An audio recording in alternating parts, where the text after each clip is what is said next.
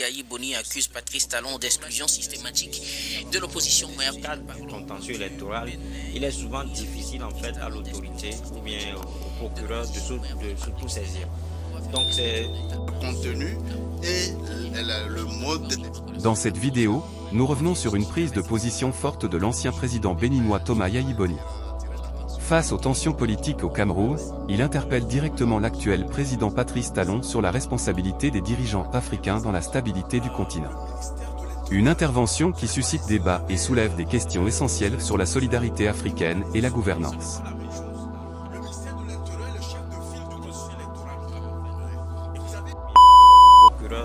De surtout saisir. Donc il faut qu'on aille avec un peu de retenue. Il ne revient pas forcément en fait au procureur de la République de se saisir d'un tel dossier. Et comme je l'ai dit, et puis j'ai dit tout à l'heure que cette sortie-là, cette déclaration du ministre en charge de l'administration territoriale, c'est une stratégie propre en fait à ce gouvernement-là de décourager ou bien d'essayer d'émousser la foule justement. Donc je crois que à part cela, tout ce que tu as dit, tu as parfaitement raison, mais aujourd'hui Bakary Tiroma doit savoir qu'il est victime de ses propres turpitudes, parce que je disais tout à l'heure qu'il a été l'un des pionniers justement de ce gouvernement là. Il a de cela 4 mois, il est le porte-parole en fait, le ministre de la communication de ce gouvernement. Donc c'est pour ça qu'il nous est toujours conseillé que quand on est affaires, il faut qu'on justement on pense à mieux faire les choses. Maintenant tu as essayé de faire une petite comparaison en disant que un peu partout dans le monde les gens contestent les élections, ils ne sont pas inquiétés. Ici il est question du respect des lois. Le test constitutionnel en vigueur au Cameroun dit qu'aucun électeur ou bien qu'aucun candidat n'a les prérogatives en fait de s'autoproclamer. C'est de ça qu'il est question. Sinon, on a vu, les gens ont contesté les élections au Togo, ça leur a failli l'exil. Voilà. Merci beaucoup. À vous, Louis Kamako, Constant Lemo. Oui, je voulais relever 2 éléments. D'abord, il revient évidemment au gouvernement de rappeler les manifestants à l'ordre. Il revient à la puissance publique, le maintien, la responsabilité du maintien de l'ordre et de la sécurité dans le pays. Le ministre de l'administration territoriale, il se serait bien exprimé qu'il serait dans son rôle dans la mesure où ce ministère est la tutelle de l'organe chargé d'organiser les élections et de proclamer les résultats. Sauf qu'il s'est mal exprimé. C'est ça son problème ici. Le contenu et le mode d'expression lui a complètement échappé. C'est ce que nous reprochons. Mais je voudrais attirer l'attention de mon jeune frère Samir, que la longévité au pouvoir ne signifie pas qu'on ne peut pas gagner les élections organisées. Ça, c'est absolument à écarter dans la mesure où, quand vous observez les 53% que Paul Biya a obtenu, cela signifie justement le vieillissement du régime, une contestation un peu plus grande de sa gouvernance, mais encore la majorité lui a accordé ses voix. Je rappelle que Issa Tiroma, loin de le proclamer, vraiment il faut vraiment prendre ce qu'il dit avec des pincettes, nous disons et répétons, il n'y a pas longtemps qu'il était au gouvernement, donc connaît très bien le système. Alors, quand il se proclame élu, ça ne veut pas dire que parce que Paul Biya est vieux, alors lui il est élu. Non. Il faudrait qu'il publie de bout en bout les procès-verbaux des bureaux de vote qui lui donnent la victoire. Quand les plaintes ont été déposées devant le Conseil constitutionnel, ces plaintes ont été tout simplement écartées dans la mesure qu'elles ne contenaient pas des éléments suffisants pour qu'il soit déclaré élu ou bien que l'élection soit déclarée, disons, non crédible. Dans ce cas, nous prenons avec des pincettes les déclarations de Issa Tiroma et l'institution légale pour proclamer les résultats. La fête, il revient aux potentiels candidats aux différentes élections au Cameroun de réclamer la clarification du code électoral et de l'ensemble du circuit électoral pour que tout candidat puisse être satisfait de comment l'élection se déroule et que les résultats ne soient pas contestables. C'est le plus important. Il ne s'agit pas de soutenir un candidat ou bien un autre de par l'âge qu'ils ont. Merci beaucoup. À vous, Constant Lemou, Samiro Rossama. Mais écoutez, docteur, je pense qu'il est important que nos téléspectateurs qui nous suivent soient éclairés sur un certain nombre de choses. La première chose que je voudrais faire rétablir, c'est que quand vous prenez la situation au Cameroun, ceux qui sont des acteurs donc, du processus électoral, vous avez d'abord le ministère de l'Intérieur. Ce n'est pas ici vous avez la Commission électorale nationale indépendante qui organise et supervise. Ce n'est pas la même chose. Le ministère de l'Intérieur est le chef de file du processus électoral au Cameroun. Et vous avez l'ECAM qui est une commission nationale de recensement des votes. Et ensuite vous avez le Conseil constitutionnel qui est l'arbitre du contentieux électoral et donc de la proclamation définitive donc des résultats. Donc je pense qu'il faut faire extrêmement attention parce que M.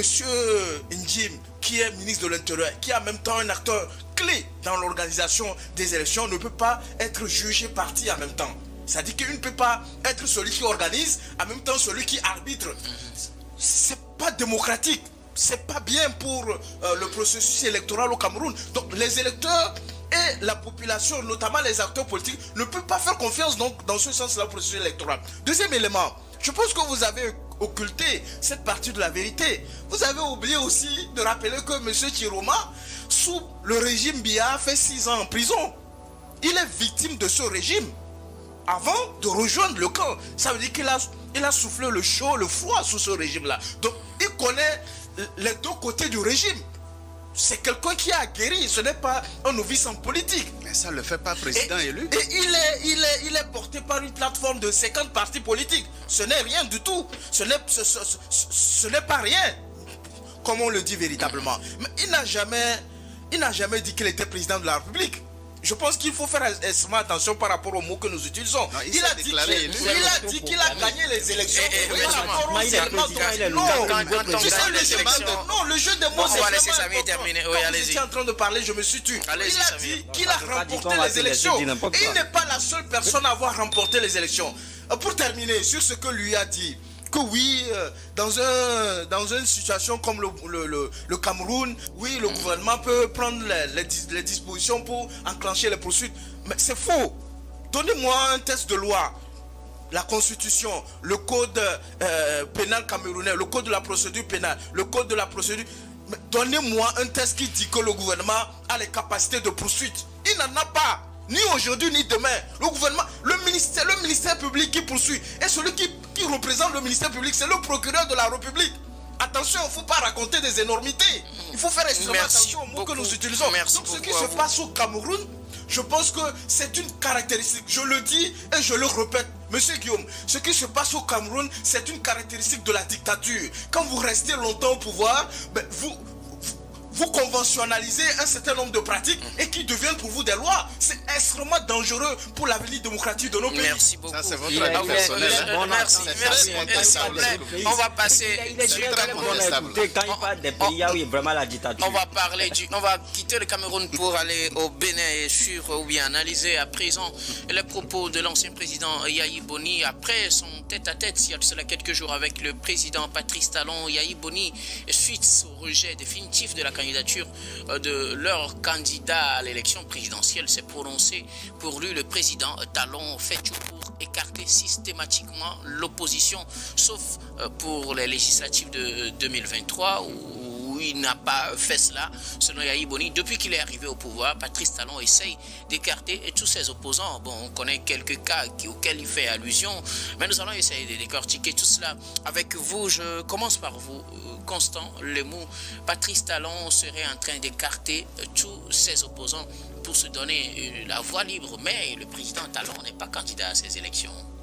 Oui, nous tentons de comprendre les propos de Yayi Boni sous l'angle politique, dans la mesure où on confond volontairement les difficultés de l'opposition à faire valider sa candidature, ou du moins la candidature de celui qui est désigné, et la volonté du pouvoir en place de l'écarter pour s'assurer de la victoire, et assurer la victoire au candidat du parti au pouvoir. Cela s'entend, je le répète, sous l'angle politique, puisqu'il n'y a aucun élément matériel permettant à Yahya Boni de porter accusation contre Patrice Talon sous cet angle-là. C'est vrai, il y a eu vraiment des jeux sous-marins qui ont amené un député du parti de l'opposition à se désister, à invalider sa caution pour le candidat du parti de l'opposition. Bon, est-ce que c'est Patrice Talon qui a amené ce député à changer d'avis et à retirer son soutien? C'est un gros point d'interrogation, mais les politiques voient derrière cette situation la main de Patrice Talon. Ça peut se comprendre parce que Patrice Talon, évidemment, a besoin de faire élire son candidat, comment on l'appelait. Cette sortie de Yahya Boni met en lumière l'urgence d'un leadership africain uni et responsable. Au-delà des divergences politiques, l'avenir de nos nations dépend de notre capacité à défendre la paix, la justice et l'intérêt des peuples africains. Index revers pointant vers la droite blanc, abonne-toi, like et partage pour soutenir l'information claire et libre en Afrique.